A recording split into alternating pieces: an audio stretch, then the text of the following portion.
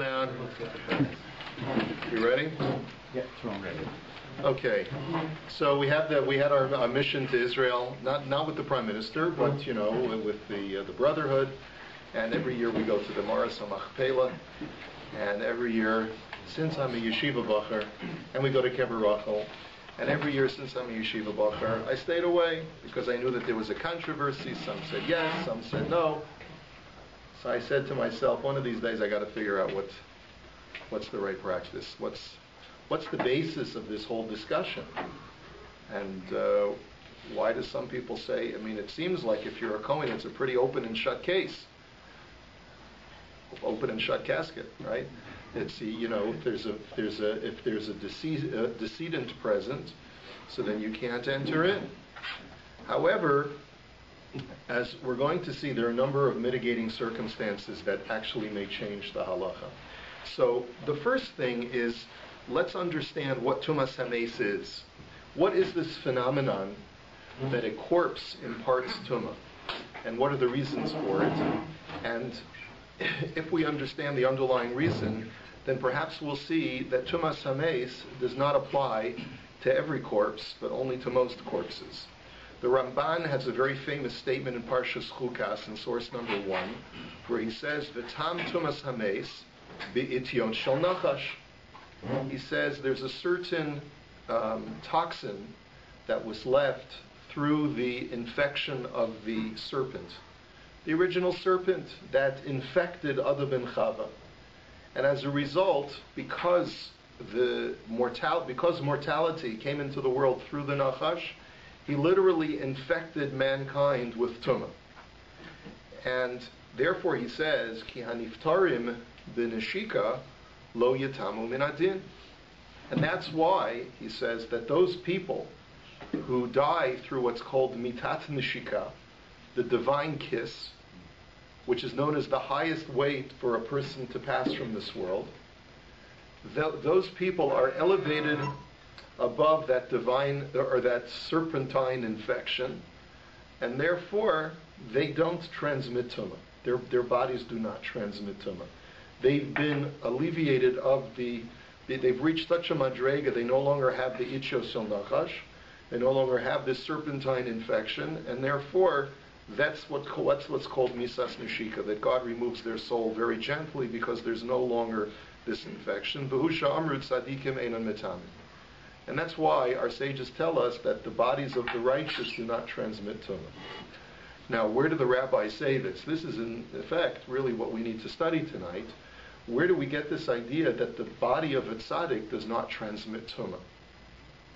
There's an interesting Gur Aryeh Maharal in his commentary to the Chumash, to Rashi on the Chumash, and Rashi makes an observation, though, that Lo Nemar Gevia, this is in Parshas Chayesar, if I'm not mistaken, that the Gur Aryeh says that, quoting Rashi, Lo Nemar Gevia rak b'tzadikim.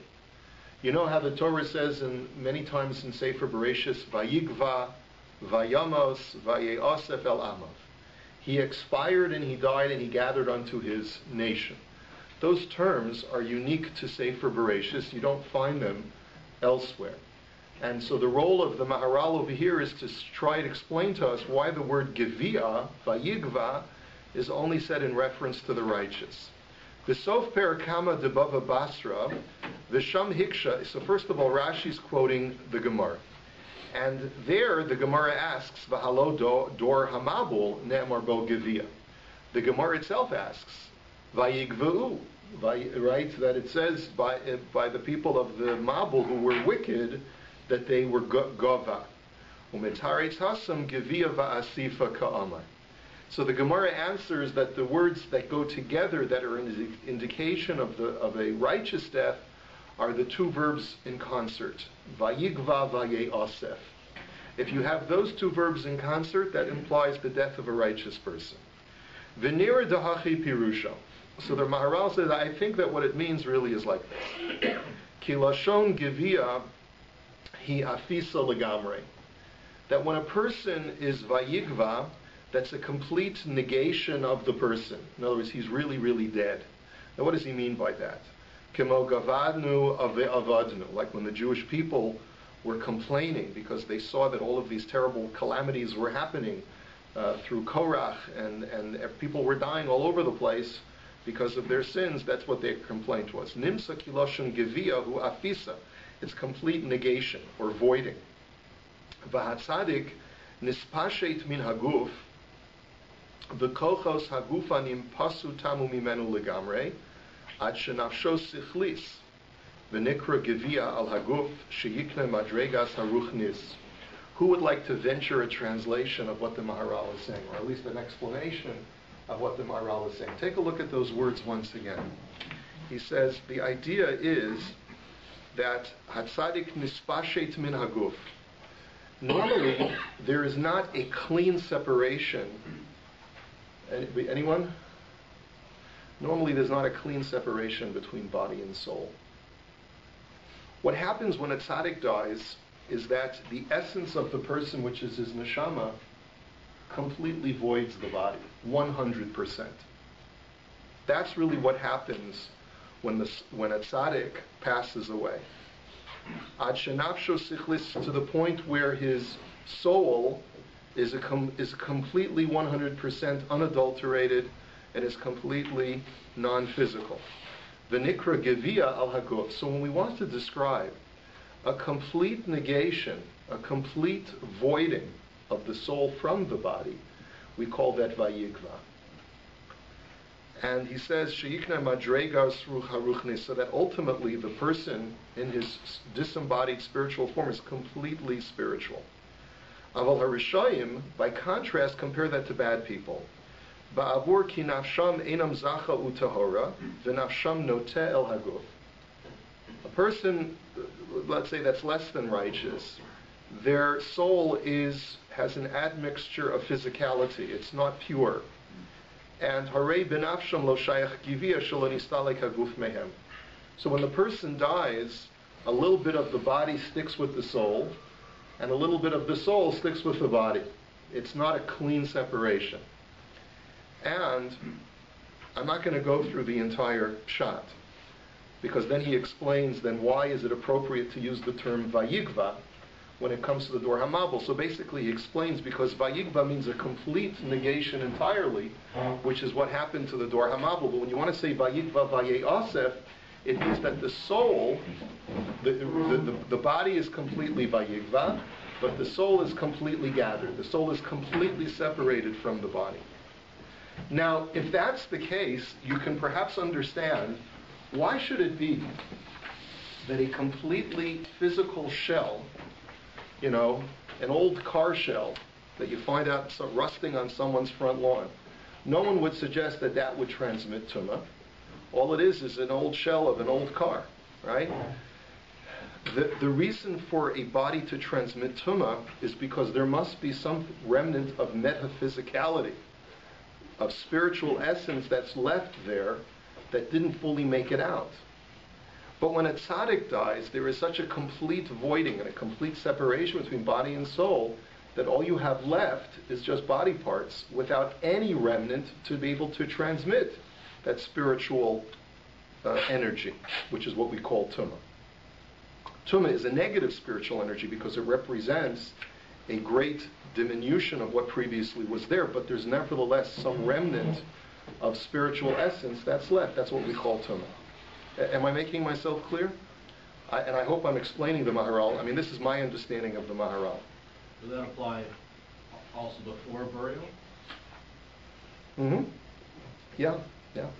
So we have to see what the applications now are.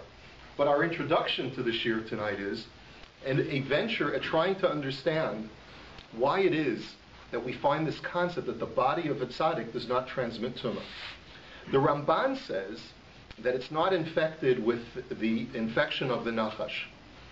And what that means is, it's really quite a vague description. But what I'm trying to explain using the Maharal is that perhaps this is what the Ramban means, is that the infection of the nachash creates this attachment between body and soul that can never, in almost all circumstances, never allows for a clean break between the body and the soul.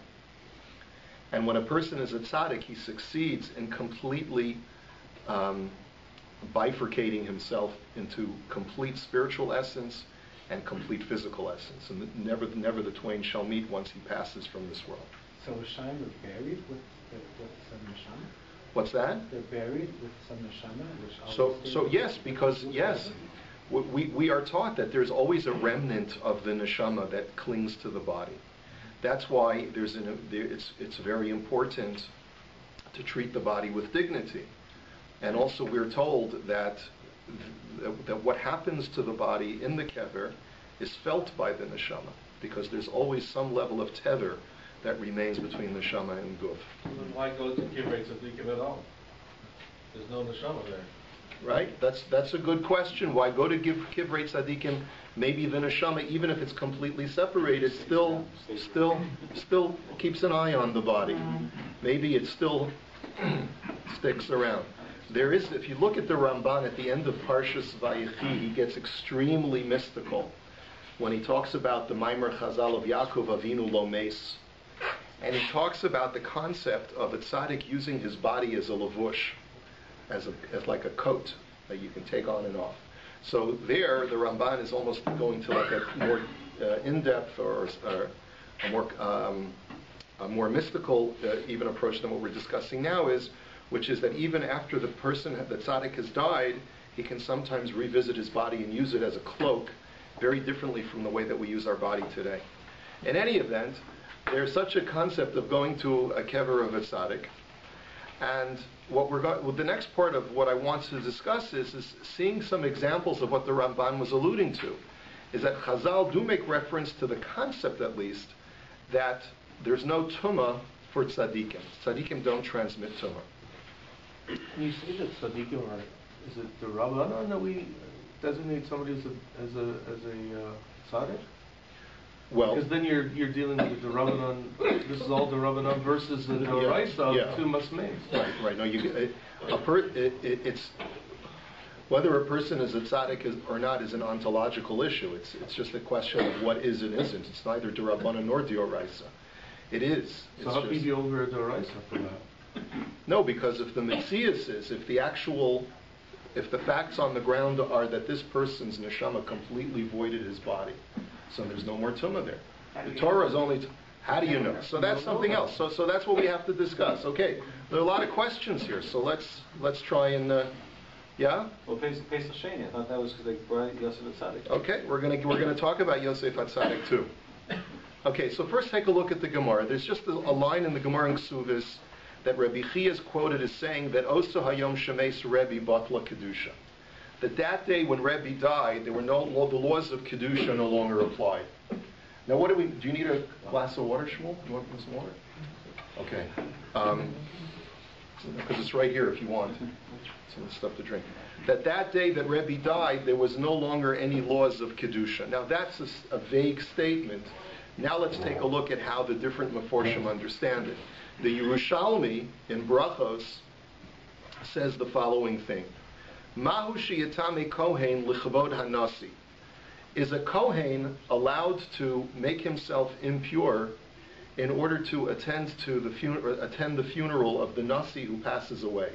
Now note that Rabbi Yehuda Hanasi was the nasi, and he died. So this Yerushalmi in Brachos is very much related to the statement of Rabbi Chia in Ksubas. Let's see. So Kadamach Rabbi Yehuda Nasiya, when Rabbi Yehuda Nasiya, it's probably the grandson of Rabbi, when he passed away, Achruz Rabbi Yanai v'Omar, Ein Kahuna Hayom. So when he passed away, Rabbi Yanai made a public announcement and he said, there's no kahuna today. The rules of kahuna do not apply. Okay? Kadamach Rabbi Yehuda Nasiya, Barbarei de Rabbi Yehuda Nasiya, this is actually the grandson, sorry, my mistake. When the grandson of Rebbe passed away, Dachaf Rabbi Chia bar Abba Rebbe Zeira v'chnishta degufna the tziporin v'sa'avei. Then not only did they announce that there's no laws of kahuna, but Rabbi Chia bar Abba took Rebbe Zeira and pushed him into a body in order to make him tameh, so that he wanted to demonstrate to him that the laws of tumah did not apply for him. Now, there's a lot to analyze here. We won't have a chance to go into all the details. Kadam chas naharoi achle de Rabbi Yehuda Nasiya. when the sister of Rabbi Yehuda Nasiya passed away, her name was Nehorai, so Shalach Rabbi Chanina Basa Rabbi Mana V'lo Salik. Rabbi Chanina said, Rabbi Mana, you're a Kohen, come and attend her levaya, be part of the procession. Amar Leim b'chayehon in metamin lahon kol shekem b'misasa. He says, well, come on, a woman, that's already a different thing, because we're not metame for women even during their lifetime when they're in need of. So surely we should not be metame to them when they've deceased, and there's even more to them. So Amar Rebbe, Nasa b'misasan asu asan k'meis mitzvah. And the final statement, which is very important for our discussion, because we're going to see that the Rishonim pick up on this statement, is that he says that when the Nasi passes away, we make them like a meis mitzvah. We say that all Jews are needed, just like if you find a corpse on the road, a Kohen has a heter to be metame for kavod hameis because there's no one else to take care of the burial. So when a Nasi passes away, it's almost like every single Jew is the only person, because the more people that come out for the Nasi, it's like a national loss. And so everyone is considered to be the only person who is needed for this meis mitzvah. Now, what exactly that statement means and how it fits into there's no kahuna hayom is going to be the subject of now our further discussion. Take a look at Tosfos and Maseches Ksubos. We're now going to jump back to our statement of Reb Chia. And the reason why we saw this Yerushalmi is because it's relevant for our discussion of Tosfos now. Oso Yom Shemeis Rebbe Batla Kedusha. The day that Rebbe died, there was a nullification of the laws of Kedusha. Shayu Koren Oso Rabbeinu HaKadosh. And after all, they called him Rabbeinu HaKadosh for that reason, because he had such Kedusha that the laws of the Kahuna no longer applied. V'hadatanya b'shil hisota mishameis Rebbe Batla Anava V'yira. But when Rebbe dies, it says, now, really what Tosfos is saying is that when they said that Batla Kedusha, it's really just a figure of speech. It means Rebbe was the Holy One, and now that he's dead, there's no longer holiness in the world. So for Tosfos, at the beginning of his statement, there's really nothing halachic in this statement. And that's why he says, in another Gemara, it says that when Rebbe died, there was no longer humility and fear of God. So he says, Yesh lomer Kedusha bichlal. He says that's really subsumed under the term Kedusha. Kedusha is inclusive of humility and fear of God. That's really what it means. So the first explanation in Tosfos is that this is just a figure of speech. When they said that, there's no longer any Kedusha in the world, there's no halachic import to that statement. All it means is that the Holy Rebbe has gone on to the next world, so there's been a massive loss of Kedusha in the world. But now let's look at Reb Chaim Cohen. V'harav Rabbi Chaim Cohen, one of the famous Balei HaTosfos, Haya Omer Ilmali Hayisi, Kishenifta Rabbeinu Tam, Hayisi Mitame Lo. He said that if I were alive when Rabbeinu Tam passed away, one of the great Tosafists, Rabbi Chaim Cohen, would have been Mitame. I would have gone and held on to his aura. Okay? The high Batla Kedusha to Ka'amar Hacha, Hainu Kedushas Kahuna. So Tosfos says that that's what it means. That Batla Kedusha is a halachic statement. That when Rebbe passed away, the rules of the Kahuna no longer applied. V'chein muchach mit Ka'amar Oso Hayom, and you can actually demonstrate this, Tosfos says, because it says, on that day, Mashma Oso Hayom Davka B'Sula. It's mashma that only on that day did they suspend the rules of Tumas Kohen, and no longer. It's not like there was a perpetual loss of Kedusha just on that day.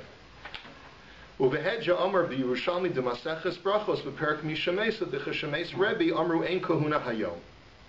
And that's exactly what the Yerushalmi means. In other words, the Yerushalmi and the Bavli line up together in this rule, according to Reb Chaim Cohen, the Baal HaTosfos. Ve'ein nira l'Rebbe. And my teacher, the Tosfos says, disagrees with Reb Chaim HaKohen. And he says, B'chemeduma l'Rebbe da'hasamayri b'tuma space hapras de Rabbanan, abel tuma deoraisa lo.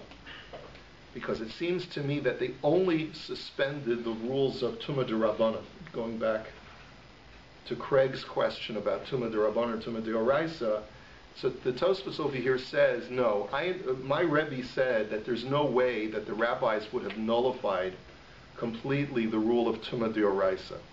It seems to me that the issue over there is that in order to be part of the funeral procession, you had to walk through a field where there was known to have at one time been a corpse, and the corpse has been plowed over, and that's what Chazal call a Beis Hapras.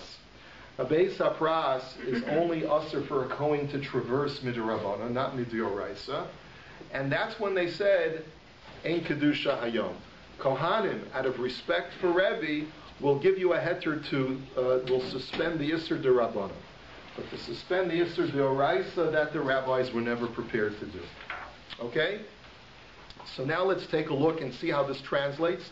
Obviously, the Beis Yosef is going to discuss this as far as Hilchos, the laws of Kahuna, the laws of being Metame. So he writes as follows in source number 6. This is the Beis Yosef in Yoredeya Simin Shinayin Dalet.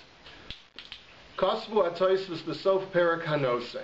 So he's quoting now Tosfos. Sha'arav Reb Chaim Kohen haya omer ilmoli hayisi k'sheniftar Rebbeinu tam hayisi metame lo the bat l'kedusha tekamer hacha haynu kedushas kahuna uvehedr midam b'Yerushalmi perak mishameis v'dechshameis Rebbe omer ein kahuna hayom ve'enir l'Rebbe d'chimaduma d'hasamari b'tumas beis hapras d'Rabbanan avol b'tuma d'oraisa lo ad kan l'shona.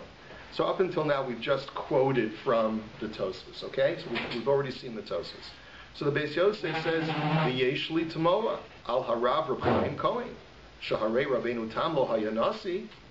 I don't understand how Reb Chaim Kohen could make the analogy between the death of Rabbi Yehuda Hanasi and the death of Rabbeinu Tam. I mean, after all, he says, Rabbi Yehuda Hanasi was the Nasi. That's a special designation, right? And Rabbeinu Tam was a great Gadol Hador, but he wasn't the Nasi. I mean, let's put it in perspective. The community where Rabbeinu Tam was living in the Rhineland was tiny compared to the rest of world Jewry. You know, that we look at Rabbeinu Tam, he must have had throngs and thousands of boys in his yeshiva. It was a tiny, they probably barely got a minyan on Shabbos, and where Rabbeinu Tam used to daven. It was a tiny, tiny place which produced a tremendous amount of Torah. But he clearly was not in the epicenter of the Jewish world at the time when he lived.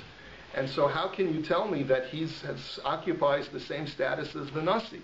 V'im hitiru l'tamos l'Rebbe shayanasi, lama yatiru l'hitamaos l'Rabbeinu Tam shelo hayanasi. What's the comparison? What is Rabbeinu Chaim talking about? So v'shema hayasover harav Reb Chaim de gadol hador dino kinasi.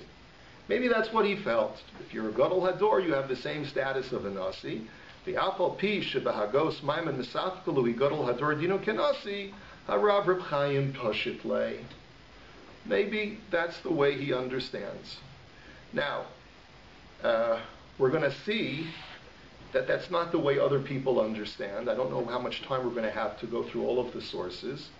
But you can certainly look at the Gemara in the Yerushalmi that we learned, where it says that on that day they designated the Nasi like a Meis Mitzvah. Now, that language in and of itself is somewhat perplexing. Why do you have to use that kind of analogy? There are some Achronim who understand that when it says that day they made the Nasi like a Meis Mitzvah, it means that really the laws of Kahuna apply. But because the man is a Nasi, every single Jew is needed to come out to his funeral. And even if one Jew stays home, then that's a lack of kavod because this man was the Nasi. Just like a Meis Mitzvah, the whole reason why you're allowed to be Matami for a Meis Mitzvah is because it's not Kavod HaMeis. Because of Kavod HaMeis, we suspend the rules of Kahuna. That's Kavod HaMeis is Doche, the laws of Kahuna. So too, in that respect, Kavod HaMeis is Doche, the rules of Kahuna. If you're a Nasi, because every single Jew has to be present.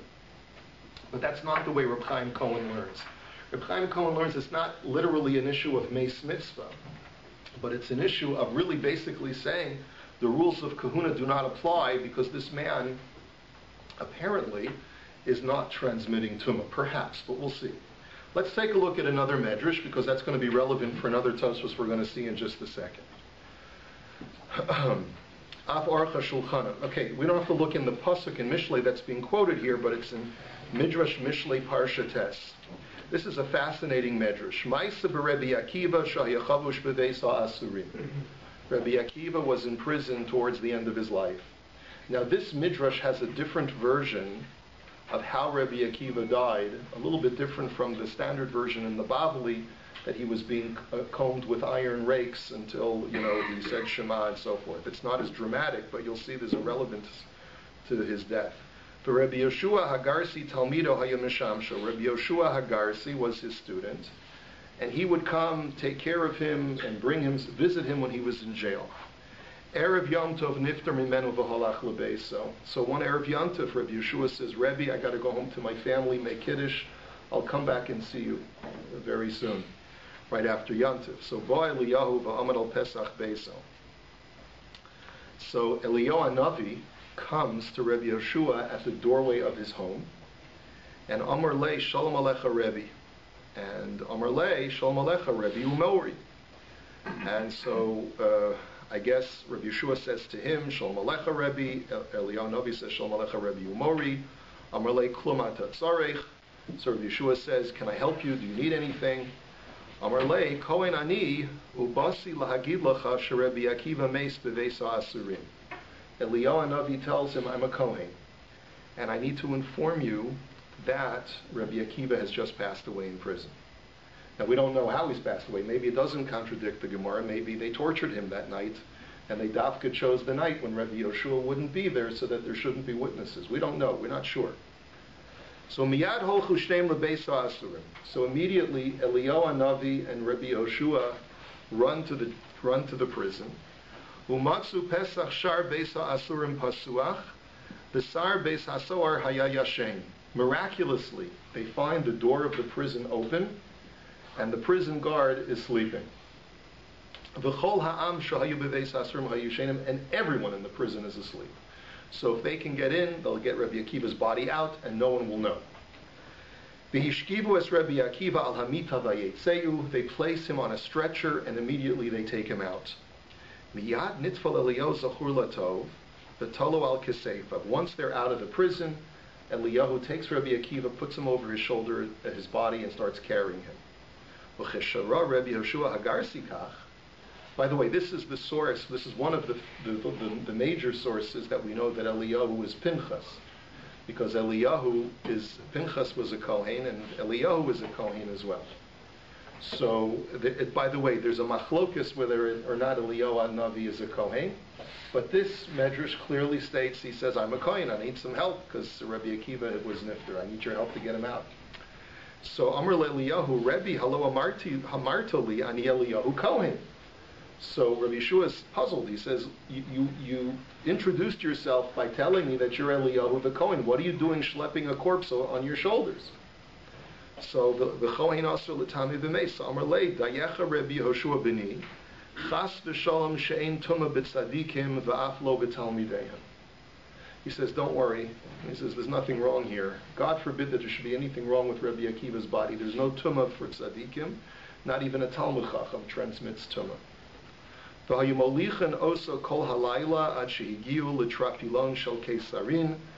schlepped him the whole night until they got to this Roman metropolis called, maybe it's Caesarea, I'm not sure. And Kevin shehigiu l'sham alu shalosh ma'alos v'yordu yuridos v'niftach ha'ma'ora lifneihem.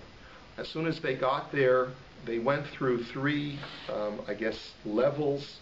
And then they went down three various levels, and eventually a cave opened up for them. Does anyone know where Rabbi Akiva in Sfas? In Tveria. In Tveria. He's in Tveria. Okay? So this must be somewhere near Tveria. The headquarters of Negev. So why don't they call it B'nai Rabbi Akiva? Anyway, all right. So it's an old joke. V'rosham kisei v'sapsal v'shulchan u'menorah. So they see there that there is a chair and a bench and a table and a menorah. V'hishkivos Rabbi Akiva al hamita v'yetzeyu. They place Rabbi Akiva on the bed that's almost like he's in his own little bedroom, where the corpse of Rabbi Akiva is going to lay, and they leave. The keven shiyatsu nistama hama'ara. As soon as they leave, miraculously the mouth of the cave closes. V'dolka haner al hamenorah, and then a torch lights at the on the candelabrum that's at the front of the cave. V'chesherai Eliyahu kach pasach ve'omar ashreichem tzadikim v'ashreichem amelei Torah. When Eliyahu sees this, he says, "Oh, fortunate are you, O righteous! Fortunate are you, those who toil in Torah. V'ashreichem yirei Elokim sheganuz v'tamar lachem u'meshumer lachem makom began Eden la'asid lavam." And fortunate are you, the righteous, who have a place reserved for you in Gan Eden in the future. And Ashrecha Rabbi Akiva Shnimsecha Molon Erev Bishas Nisascha. Fortunate are you, Rabbi Akiva, that you're able to find a very comfortable burial spot on the night of your death. There didn't need to be any halonas hames. Your corpse did not have to lie out in a desecrated state. We chapped you mamish while the body was still warm, and we brought you immediately to your final resting spot. This is one of the sources, by the way, for the halacha that you're not allowed to do whatever you can, I should say, to avoid leaving a corpse unburied. Try to bury as quickly as possible. L'chach nemar af aruch shulchan, and that's the pasuk, and that's the context of the medrash. It's a beautiful medrash. There's so much to learn from this medrash, but the time is short. So anyway, let's take a look at what Tosfos in Bava Metzia draws from this story, draws from this medrash. Tosfos says in Bava Metzia Daf Kuf Yudalad Amud Beis, he says, "V'chein matzinu kishahaya kover es Rabbi Akiva hayadoche sha'amar lei v'chi eincha kohen amar lei tzadikim ein matamim v'dacha osokein mishum kavodo de Rabbi Akiva." Tosfos the subject of Tosfos is not germane to our discussion now, but Tosfos has a very interesting shita. Tosfos says that when Eliyahu told Rabbi Yoshua, "It's okay for me to carry him because tzadikim do not transmit tumah," that was not true. That was not a real answer. He was just giving him some, just anything to deflect the issue. And the ikar taima haya lefi shahaya meis mitzvah, lefi shahaya reim lekavru shahaya meharugei malchus. But the real reason why Eliyahu Navi was justified in transporting his corpse is because he was a meis mitzvah. And that's the reason why. I guess he figured that Rabbi Yoshua maybe was too weak, not strong enough to schlep him all the way to Tveria, wherever he was going to be buried. And so Eliyahu Navi was justified in carrying him not because Rabbi Akiva's body did not transmit tumah, but rather because he was a meis mitzvah. And the reason is because you know what they do to bodies of people who are enemies of the state? What do you think they do to them? They probably feed them to the dogs, or feed them to the lions. So they didn't want Rabbi Akiva's body to be desecrated, and so that's why he was a meis mitzvah. Now, this is where we get into a big machlokas between Tosfos and the Ramban on this very issue. Because the Ramban says, how can you say such a thing? How can you say that Eliyahu Navi is lying about a halachic issue like that? And therefore the Ramban in Yevamah says, Umasha Amar Shahidocha, so that which Tosfos claims, that Eliyahu was just deflecting the issue and not telling the truth, he says, Chas v'shalom, she'im kein haya nosein michshol lifnei iver, umorah b'torah shelo kahalacha. It's not right, because this medrash gives you the wrong impression of the halacha. And if indeed tzadikim do not transmit tumah, then how could Eliyahu say something that would be misleading for future generations? You see, it's recorded for all posterity. So how can that be? How can Eliyahu Navi, who is mamish shamalach, how could he say something that's not true? So the Ramban takes it literally, and you see that the Ramban here is consistent with the Ramban in his Torah commentary that we started with in Parshas Chukas, where he says that tzadikim do not transmit tumah. And that's the real reason why Eliyahu Navi was able to carry Rabbi Akiva on his back. Okay. Let's go weiter. Now let's get into the halachic issues of Kivrei Tzadikim. Already by the times of the Maharil and the communities of Ashkenaz, there was a suggestion that maybe it's okay to visit the Kevaros, the Kevarim. Is it Kevarim or Kevaros? Kevarim. Batei Kvarot or Kvarim, I guess. Kivrei Tzadikim, the Maharil says, Mitzameim ba'ohel. The graves of the righteous do transmit tumah if you are in an overhang in that area, like in the mausoleum. Kideisa v'Tosfos beperak hamakabel. As Tosfos said, that Eliyahu was merely deflecting and not telling the truth. But really, even the body of Rabbi Akiva transmits tumah. Umi lanu, gadol mi Yosef. Saul, umi lanu gadol mi Yosef. Shenose aronu nitchul pesach sheni v'chein Mishael ve'el Safan. We know that the whole episode of Pesach Sheni was that, at least according to one version, who were the people that were tamei and needed to have Pesach Sheni because they couldn't offer Korban Pesach on a regular Pesach? They were the bearers of the remains of Yosef HaTzadik. And if Yosef HaTzadik, who's known as the Tzadik, if his remains transmit tumah, then surely everyone's remains have to transmit tumah, no matter how righteous they are. Ulai nagu kein al yidei shema orosehem yesh bohen poseach tefach v'shachachu hata'am uminagavosehem biyadehem. He says, maybe, let's be malamid schos on people who say that it's okay to visit the kever of a righteous person.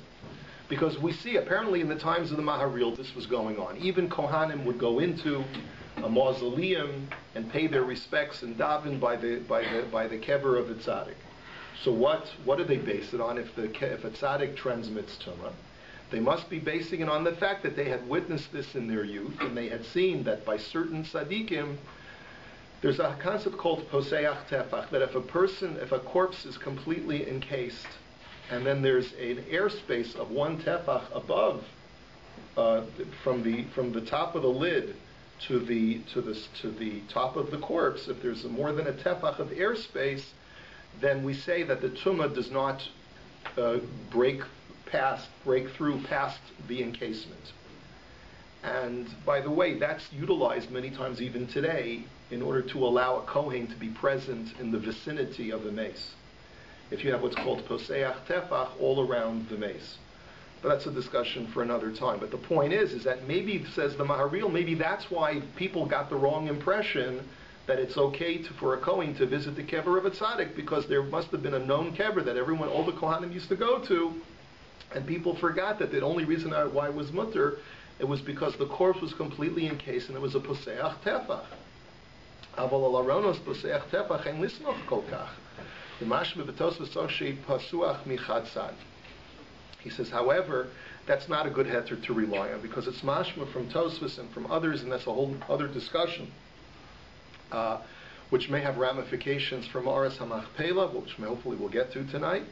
He says you can't really rely on that, because according to Tosfos, it's mashma that the only time that you rely on poseach tefach, that the encased corpse's tumah does not rise above the encasement, is only when there's an aperture on the side of the encasement that leads out to somewhere else. And therefore the tumah sort of is diverted away from everywhere else that's around the encasement and leaves through that aperture. But if it's completely enclosed, and even if there's a poseach tefach, according to one sheet of the Rishonim, then the tumah still sort of diffuses beyond the encasement. So therefore that's still a problem, says the Maharil, and it's not permitted for Kohanim to visit Tzadikim's kevers. Let's take a look at one more Gemara, and then we'll go on to some more halachic issues. The Gemara now says in the Bavli, in Maseches Brachos Daf Yud Tes, this is source number 11, Tashma, the Amar Rebbe Elazar Bar Tzadok. By the way, any questions at this point? You getting all of this in? Because there's a lot of information to take in. Let's go on to the next source. Tashma, the Amar Rebbe Elazar Bar Tzadok, Medalgen Hayinu al Gabi Arono Shal Meisim Likras Malchei Yisrael. Rebbe Elazar Bar Tzadok is a Kohen. His father was Reb Tzadok, who, I'm not sure whether this is the same Tzadok HaKohen, the Kohen Gadol, but it's a Rebbe Tzadok. It's Rebbe Elazar Bar Tzadok, no, it's the Tana Rebbe Elazar Bar Tzadok, who was a Kohen. And he says that we used to skip over, we used to run through a cemetery in order to greet the Jewish kings in our time. V'lo likras malchei Yisrael bilvad amru, ela afilu likras malchei umos ha'olam. And this is a mitzvah not only to greet Jewish kings, but even a mitzvah to greet non-Jewish kings. And the reason is because even if in your time there are no more Jewish kings, it's still a mitzvah to see a non-Jewish king so that you can hopefully anticipate the contrast between a non-Jewish king and a Jewish king. So the Gemara says, Amai, lema ein chachma vein tuna vein eitzel leneged Hashem. Don't we say that nothing stands in the way of a mitzvah, nothing stands in the way of Hashem's commandment? So even though you have an argument to allow you to go visit a king, but you're in violation of a mitzvah, so what right do you have to do that? So Kidder Rava, Da'amar Rava, Devar Torah, Ohel kol sheyesh bo chalal tefach chotzeitz b'fnei hatuma, v'she'ein bo chalal tefach eno chotzeitz b'fnei hatuma, v'rov aronos yesh behen chalal tefach. So Rava answered that there was only an Isser D'Rabbanan involved in skipping over these, running through the cemetery. Because the people that were buried in the cemetery were buried in caskets. And most caskets have a poseach tefach, have a tefach space from the lid to the body of the deceased. And therefore the tumah does not break through and does not diffuse upwards.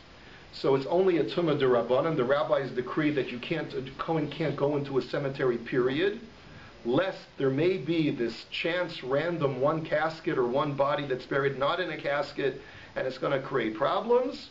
Well, however, umishum kavod malachim lo gozru b'hu rabbanan. It was only because of the honor to the kings that the chachamim were not gozer. So you see from here, what do you see from here? This really is a different issue. This is an issue of showing kavod to the melech. This is not an issue of the nasi. This is not an issue of a tzadik.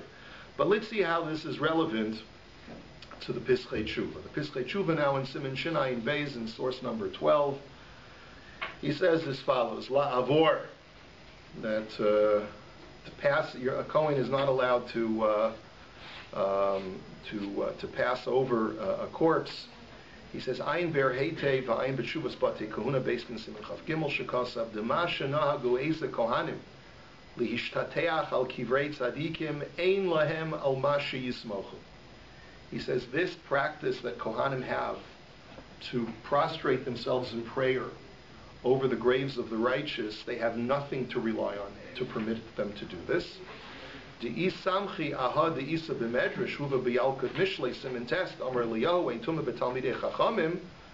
maybe you'll tell me that they're relying on the medrash that we saw in Mishlei, that Eliyahu told Rabbi Yehoshua, tzadikim don't transmit tumah. He says, Lessa, you can't rely on that medrash. Shekvar kosva taisus perak hamakabel daf kuf yud aleph perak habal yevimto daf samech aleph shahidocha also. Tosus already said that Rabbi Eliyahu was just deflecting the issue. He wasn't really telling the truth. Ve'ikar taimo mishum dahav yimeis mitzvah.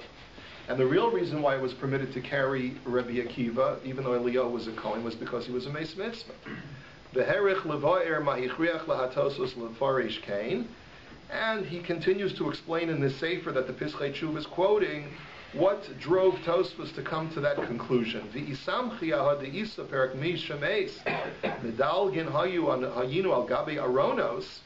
maybe you want to rely on the Gemara in Brachos that says that the Kohanim used to justify running through the cemetery in order to greet the kings. In Kain Hachanami, Kevin Derov Aronos Yeshrim Chalal Tefach Harei Ein Kantuma Deoraisa, Ulishtateach Al Kever Tzadikim Lo Matzinu Bazeh Mitzvah Yedua O Kavod Chachamim.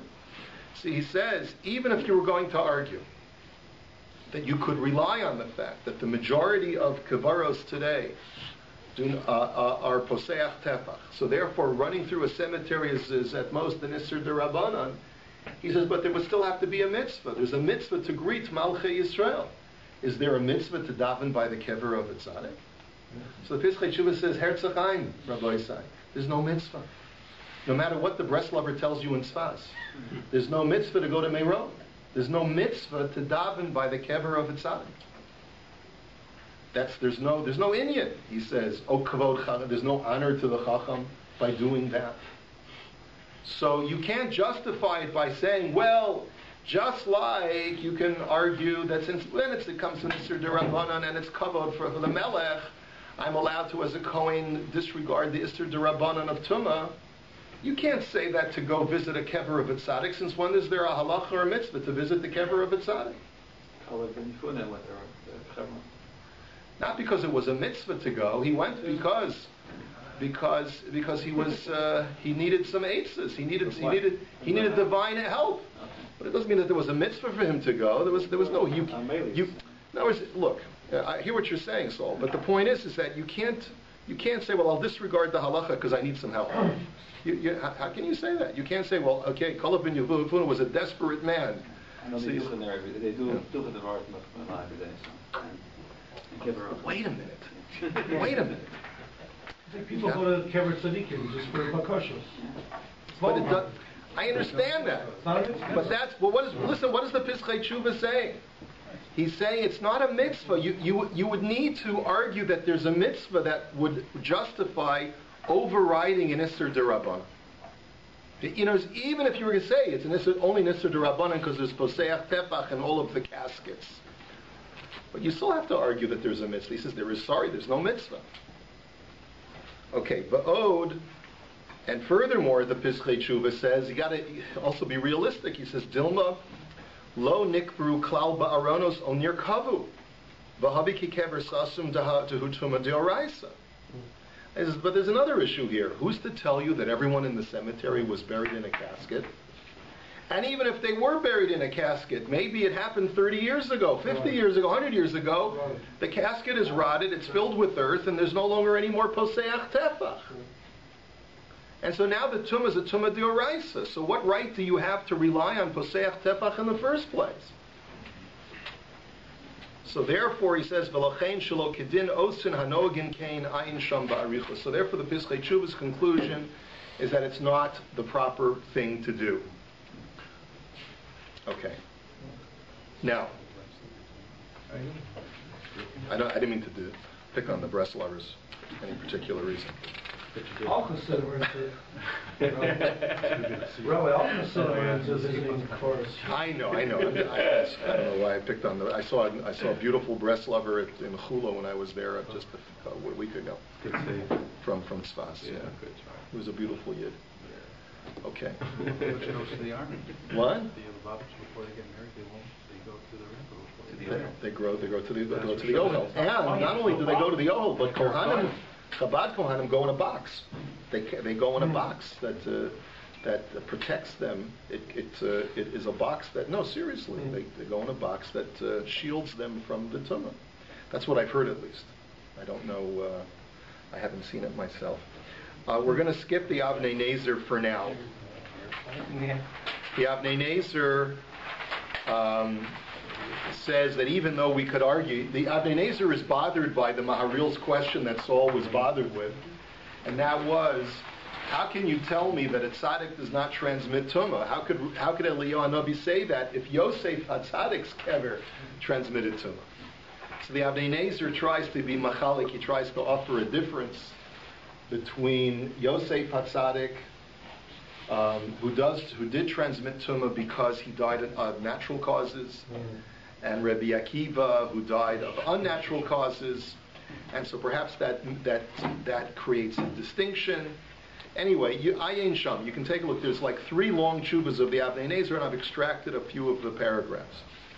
Take a look at the Bnei Yissaschar in source number 16. The Bnei Yissaschar wrote a commentary called the Agra Dekala, or Igra Dekala, his Torah commentary. And it's a fascinating thing because he's speaking about the pasuk of Pesach Sheni, where the people said to him, "It's not fair. Anachnu timeim lenefesh adam lama nigara." They said, we're tamei, why should we be any worse off than anybody else? Okay, so, HaKadosh Bal Orach Chaim Dikdek. The Orach Chaim HaKadosh asks a very simple question. Ma zeh she'amru lama nigara b'lashon matmiya? Haloheim b'mofihem amru alma v'lama liyosem tameim? Ayin sham b'divrei kadsho tirutzo hayikarim. So the question is very simple. How can you say, why should we be any worse off? You just explain why you're worse off. Because you're tameh. Now, the Torah only allows a person who's tahor to bring the Korban Pesach. So they come up to Moshe and they say, oh, we're tameh, why should we be any worse off? Because you're tameh. Well, that's the halacha. What am I supposed to do? So it's a silly question when you think about it in that context. So the Or Chaim asked this question, and he gives his own answer. So the Bnei Yissaschar says, "V'nir lera katan od behayir od, lama amru lenefesh adam v'lo sagi benefesh bilvad." Why did they have to say we're tamei lenefesh adam? Why couldn't they say that we're tamei lenefesh? What does the word adam add to the pasuk? The Gam HaKadosh Hanal Dikdek Zeh Ayin Sham. The Or Chaim also picks up on that extra word. V'hanira De'ikr Toar Adam Hu Lahat Tzadik. And it would seem that really what the pasuk is alluding to is that they became tamei not just to regular people, they became tamei by handling the corpse of a tzaddik. That's what the word Adam is alluding to. Atem Kruyim Adam, the Gematria Memhei Kemisper Hashem HaKadosh, because the word Adam in Gematria is 45, and it alludes to the holy name of Hashem, which is also 45. I'm not sure which Hashem HaKadosh is referring to, but be that as it may. V'hinei Amru, Razal, Mishameis Rebbe, Batla Kahuna, Ayin Sham, the Taisvus Ksubos, Uviyavamos, the Hasadikim, Ein Metamim. So he says, look, I mean, after all, the body of a tzaddik doesn't transmit tumah. Hagam sheyesh deos bazeh sham betosvos im kol zeh yismachlas and miyushalmi kishemes Rebbe hayamachrozi ein kuna hayom v'chem b'mitra shochar tov shiliu zal nis asek b'kfors Rabbi Akiva melotam d'shas tzadik yemei metamim. He says, look, even though there's controversy about this issue, but we do have serious sources like the Yerushalmi and the Medrash Mishlei, which indicate that the bodies of tzaddikim don't transmit tumah. And then he says, and this is why I underlined it, he says, V'chei nohagin ba'ara kadisha ad hayom. And this is what they do in Eretz Yisrael to this very day, 19th century. Shaha Kohanim holchim al kivrei hakedoshim. That Kohanim go and they daven by the kvarim of the holy rabbis. V'hinei lefizeh. So therefore, using this understanding, Osan ha'anashim hayanose arano shel Yosef. L'chad man da'amar. O shetimu es asmu l'nodav ve'aviu. Kedoshe elyonim l'chad man da'amar. Shahayu Mishael Be'el Tzafa. So it's a machlokas exactly who the people were that were tamei. Some say that it was Mishael and El Tzafan who had to be matami themselves to pull out the corpses of Nadav and Avihu. According to another opinion, it was the people who were bearing the coffin of Yosef.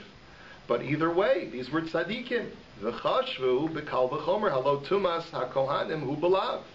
V'nitche etzel hatzadikim. V'hakohanim kedusha yasera noheges b'hem mikol sheken shelo yatamu es ha'adam lios nitcha mikarban pesach. And he says, therefore, if there's no tumah for kohanim, even when there's a mitzvah lo saseh of becoming tameh when you're a kohen, then surely it should not apply to us. We're Yisraelim, we're Leviim, whatever, but we don't have the same prohibition of tumah. So surely it should not prevent us from bringing a korban pesach. If it doesn't prevent a kohen from carrying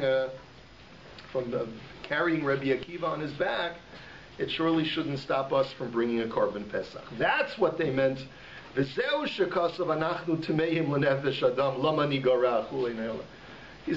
that's what they meant. He says, why should we be any worse off? Because we're really not be'etzim tameh. We're not tameh. It's not fair. We didn't become tameh. Do you hear that? It's a whole loop shot. They said, Anachnu tameim lenefesh adam. It's true that we've come in contact with the corpse, but we're not really tameh, is really what they were saying. Lama nigara, why should we be any worse off? So he says, "Va'achshav ve'echshava be'efsham mishum hachil lo nemer lahem shum tshuva rak liYisrael bichlal."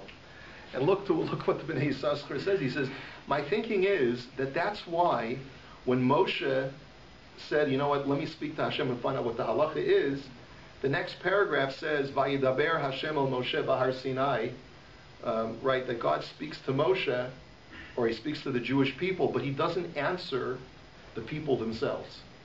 Because really he doesn't have a legitimate answer for the people themselves. But rather he says that he's speaking to the Jewish people, they taka did bring a korban pesach. Wow, what a chiddush.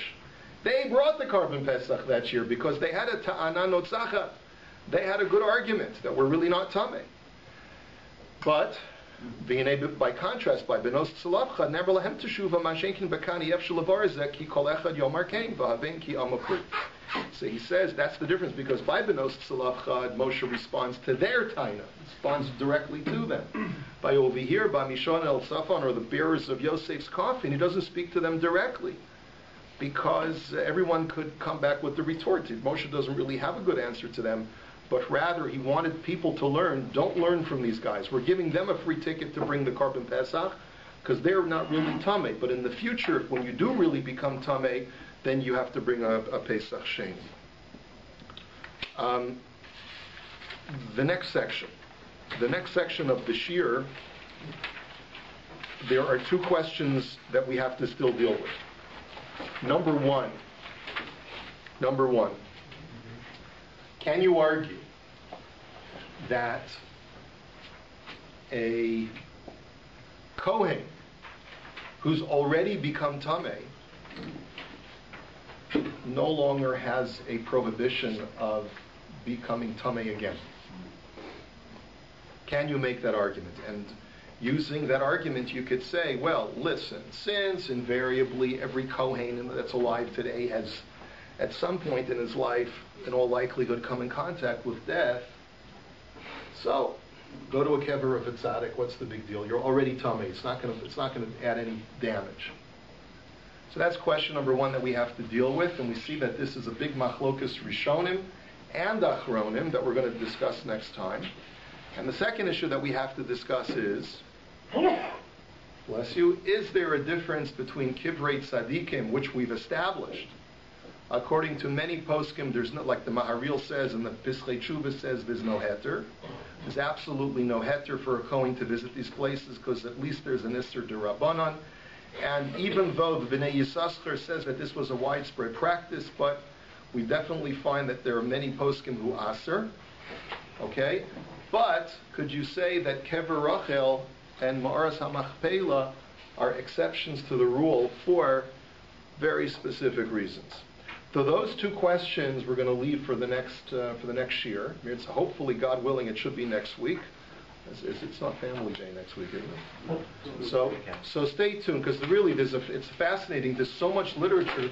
By the way, most of the literature on Ma'aras HaMachpelah you'll find on the internet in Hebrew. There's like essays and essays and essays in Hebrew on Ma'aras HaMachpelah, because it's a big issue in Eretz Yisrael today. So that's what we'll examine in Eretz Hashem next week.